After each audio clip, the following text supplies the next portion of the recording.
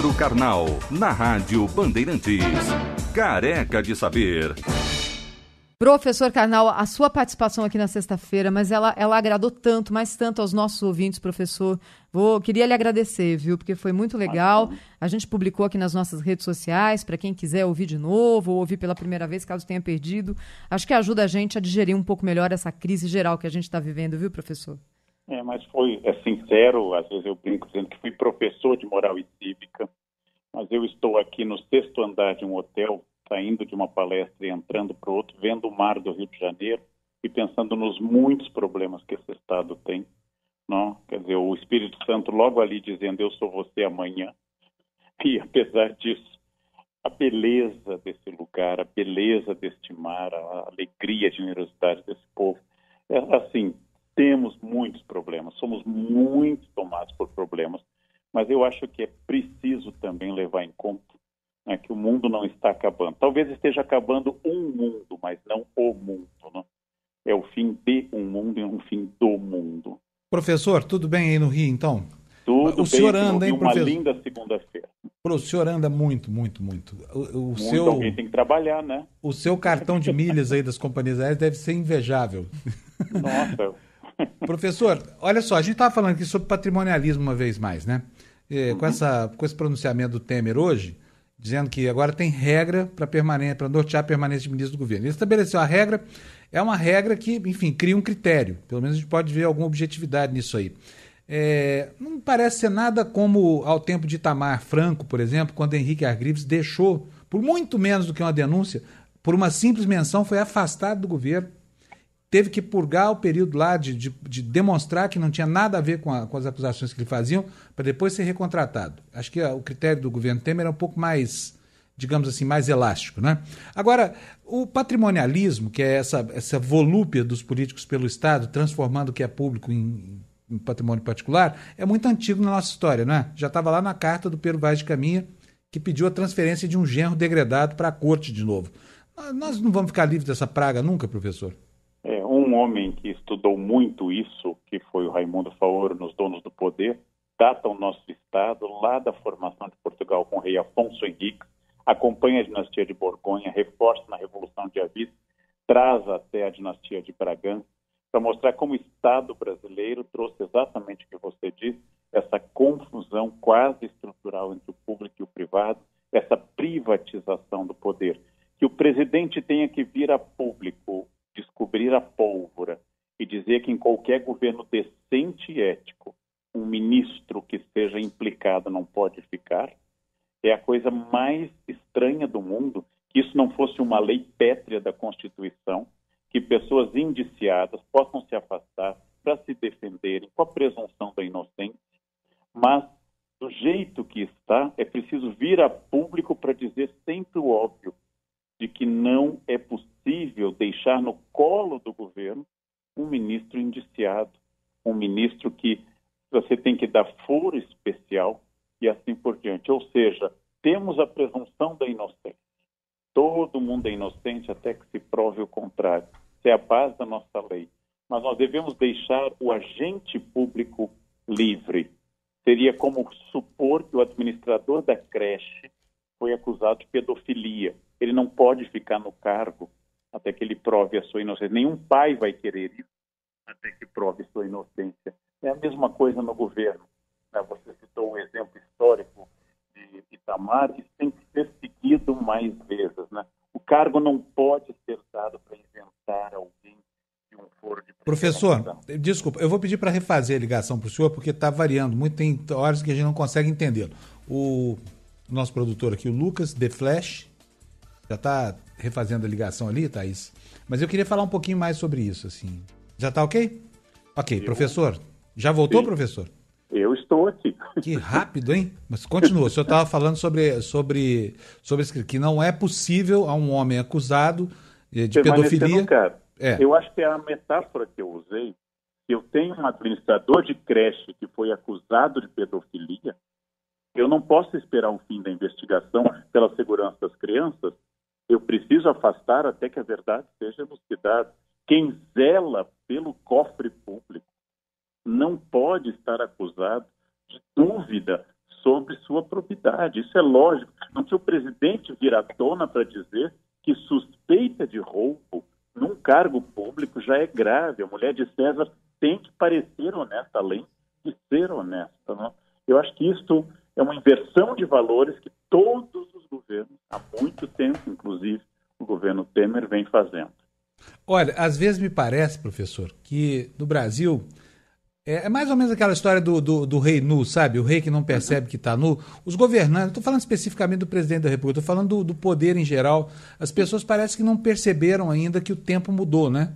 Como se elas estivessem nuas defendendo uma coisa que não existe mais, pelo menos que não existe diante dos anseios da nação.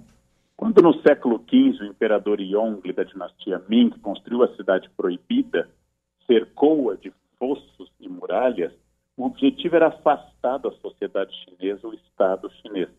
Quando Brasília foi pensada por Juscelino, o objetivo era tirar o poder do Palácio do Catete no centro urbano do Rio de Janeiro e deslocá-lo para o Planalto Central.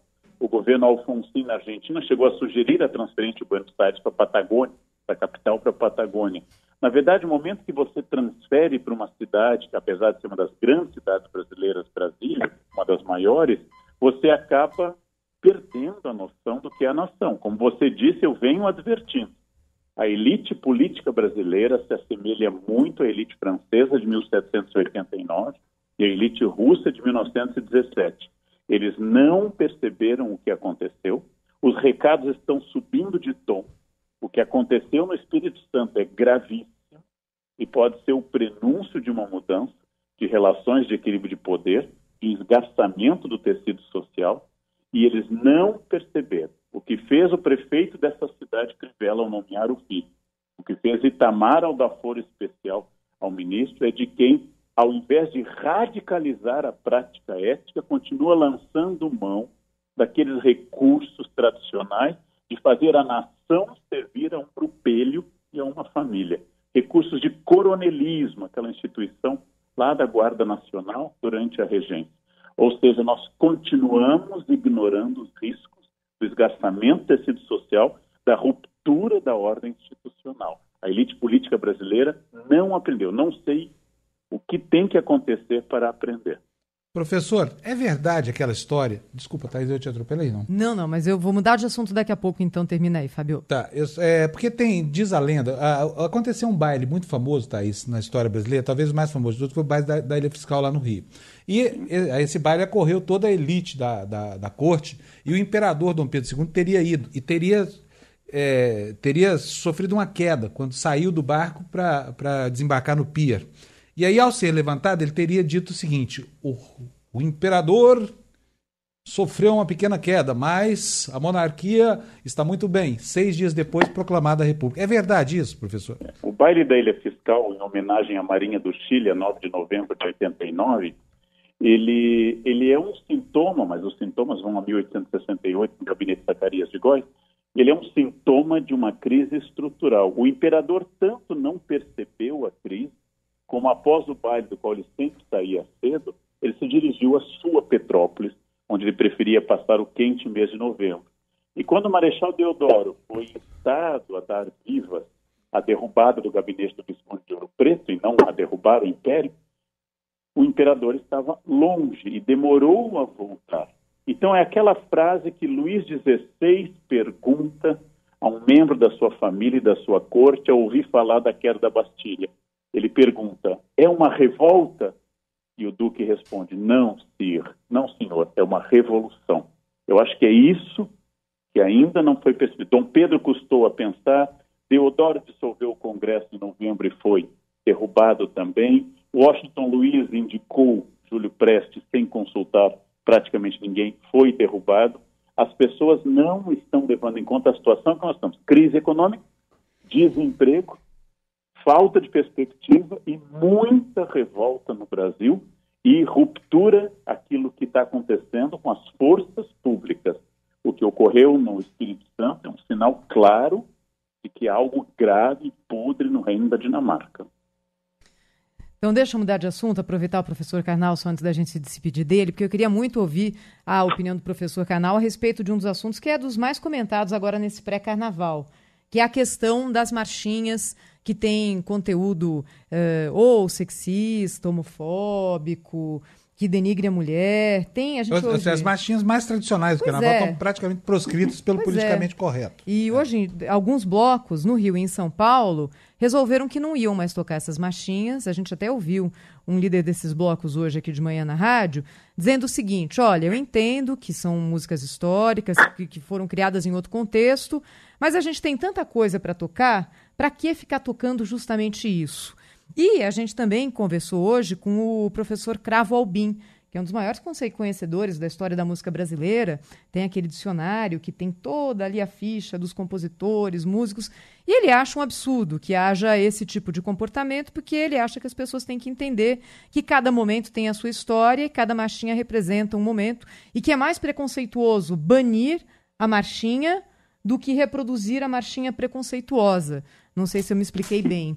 E aí eu queria ouvir o professor Karnal, porque, como historiador e como pessoa que luta contra os preconceitos, vê de que forma esse imbróglio todo, professor? É complicado porque, em primeiro lugar, nós temos que partir de uma questão objetiva. As palavras ferem. As palavras ferem. Bullying verbal é causa de suicídio entre jovens. As palavras ferem, elas não são inofensivas. Por mais que a gente diga que pertence a uma época, quando uma turma se reúne para dizer que alguém tem a cabeleira do Zezé, ou então que o teu cabelo não nega mulata, que o compositor, a Martini pegou da dupla Valença lá de Pernambuco e adaptou o Carnaval do Rio de Janeiro, ele vem a ser, por sinal, o compositor dessa marchinha, tio do Sargentelli, do famoso show das mulatas.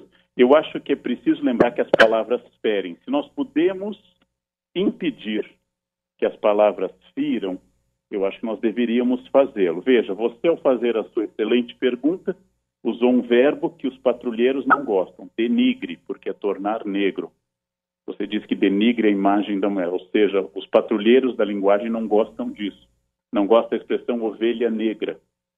Não gostam de nenhuma expressão que associe a cor escura à maldade.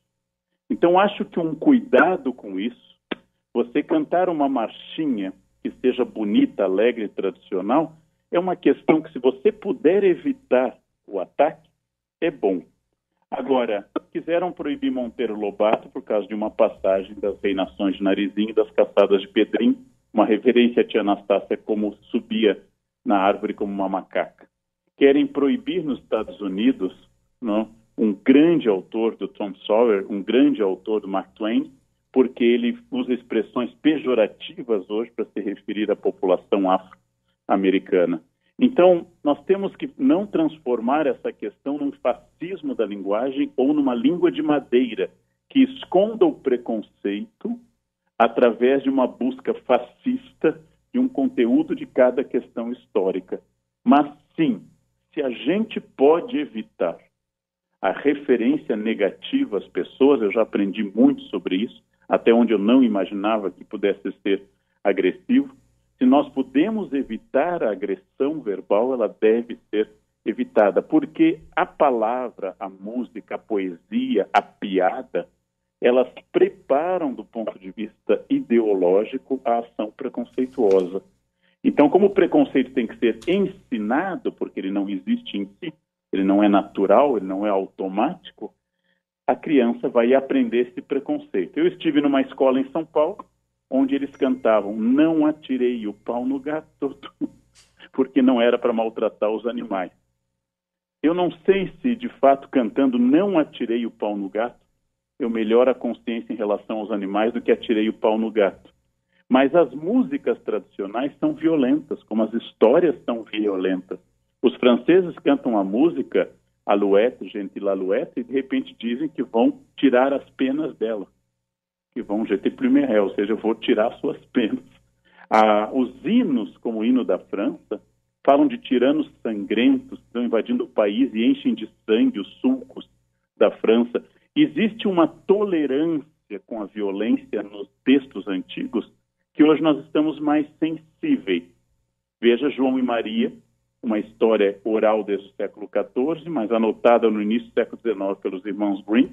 Os dois atiram uma senhora de idade no forno e voltam para os pais que tinham tentado abandoná-los para morrer na floresta, e voltam tendo roubado a senhora e são aceitos mediante esse saque. As histórias infantis eram muito mais diretas. Há quem ache que uma história assim facilita a criança incorporar via ficção a violência e não a vivê-la. Seria a função do pão e circo, né? Isso faz o circo. Porém, nós estamos mais sensíveis. Eu concordo com o professor que há uma obsessão com uma língua de madeira, mas também eu sempre estimulo onde a gente consegue criar consciência e consegue não ferir as pessoas, isso é melhor do que feri-las. Então, ao invés de cantar uma música homofóbica como a Cabeleira do Zezé ou Maria Sapatão, por que não cantar uma marchinha fabulosa como O Abre Ala, que eu quero passar? Não? Muito bem.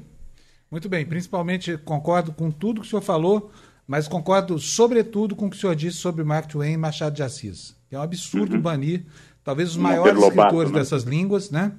Monteiro Lobato e o Mark Twain. Monteiro Lobato e Mark Twain. De fato, aí eu acho que tem que o professor fazer uma nota. Essa nota tem que dizer às pessoas que se na ocasião isso era possível, hoje nós temos outra consciência. Eu acho que as crianças e os jovens não são idiotas. Nós temos que tentar adaptar as questões. Mas lembrando que a palavra brasileiro é pejorativa. É o extrator de pau-brasil que faz contrabando. Ele é um brasileiro. Que a palavra mulato é terrível, vem de mula. Não? E que todas essas palavras têm uma origem também muito pesada. E que às vezes a própria etimologia da palavra traz à tona essa violência da linguagem. Professor, muito obrigado pela sua Eu é que agradeço. Um bom fim de tarde. Muito obrigado mesmo.